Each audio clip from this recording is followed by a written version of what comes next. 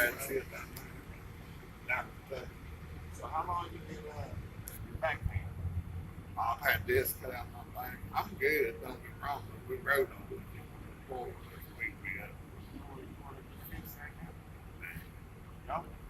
I'll take something, man. I'll take it. I'll give it to you. I can put you back together.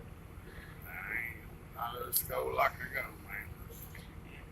I want you to have a safe trip, man. I'll do what to do. Don't get me wrong. Look, my brother right there.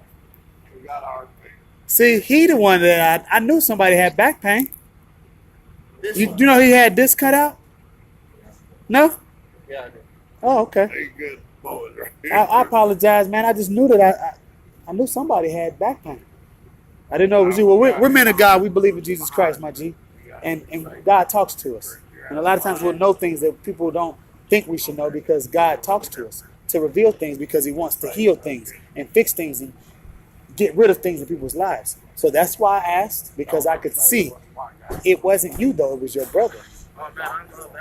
So the Bible says that when Jesus was at the well, the woman asked him, he spoke to a woman and he said, you have 5 husbands and the one you're with's not yours. He said, oh, I perceive you to be a prophet, because he knew things that he never met her before. This is what the Bible is supposed to happen. So that's all, man. I mean, I don't know if you know anything about the Bible, but just let you know.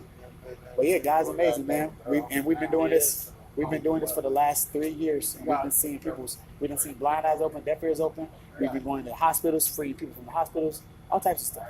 And the whole purpose is to let people know that God is actually real, and we're giving away whatever God has for them, and it's free. You don't even have to believe it.